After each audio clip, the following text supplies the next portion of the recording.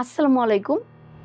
বর্তমান পৃথিবীতে আমরা অনেক সফল মানুষের গল্প শুনি বা বাস্তবেও সেটি আমরা লক্ষ্য করছি। এর মধ্যে একজন অন্যতম হলেন ইলন মাস্ক।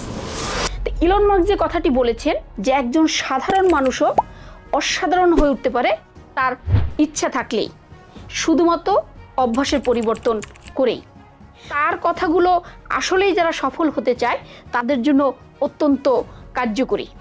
তা তিনি যে বিষয়গুলোর উপরে গুরুত্ব দিতে বলেছেন, তা প্রথমতই যে বিষয়টি আমি বলবো সেটি হলো একটি উদ্দেশ্য থাকতে হবে।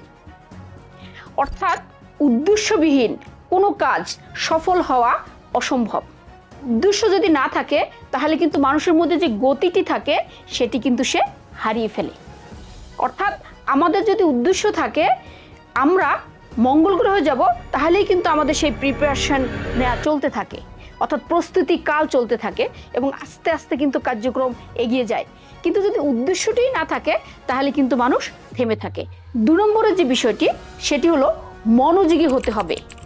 অর্থাৎ ফোকাস করা, অর্থাৎ আপনি যে বিষয়টিতে সফলকাম হতে চান সেই বিষয়ের প্রতি মনোযোগী হতে হবে, সাথে সাথে নিজের প্রতি মনোযোগী হতে হবে।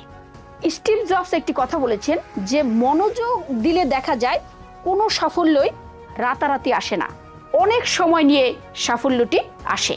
সফলতা আনতে হলে সেখানে মনোযোগের কোনো বিকল্প নেই। 3 নম্বরের যে বিষয়টি সেটি হলো নিজের মূল্য।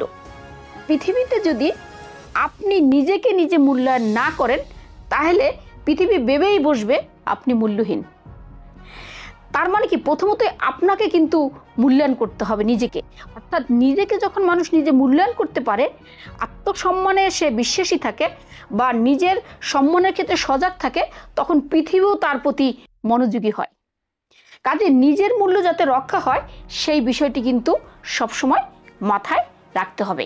নিজেকে মূল্যায়ন করতে না পারলে অন্যরাও কিন্তু আপনাকে সেই জায়গাটিতে রাখবে না।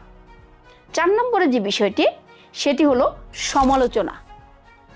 অর্থাৎ ইতিবাচক সমালোচনা নেয়ার ক্ষমতা থাকতে হবে। কারণ কি, সমালোচনা হলো স্বর্ণের মতো মূল্যবান। ইতিবাচক সমালোচনা যা আপনার কাজ, কথা বা সিদ্ধান্তকে অনেক বেশি মূল্যবান করতে পারে। অর্থাৎ এটি যদি সঠিকভাবে গ্রহণ করা যায় সেটি কিন্তু আপনাকে অনেক দূর নিয়ে যেতে পারে। তবে নেতিবাচক যে কোনো সমালোচনায় আপনি এড়িয়ে চলার চেষ্টা করবেন। কোনো কাজের অর্ধেকই হলো বিশ্বাস। অর্থাৎ আমি যে কাজটি করতে যাব বা যে কাজটি করার ইচ্ছা পোষণ করি সে কাজটি করতে পারবো, এক ধরনের বিশ্বাস নিজের মধ্যে প্রতিস্থাপন করতে হবে। অর্থাৎ বিশ্বাসে মিলায় বস্তু, তর্কে বহুদূর। কাজে আপনি বিশ্বাসী হন এবং কাজে অগ্রসর হন। Thank you so much.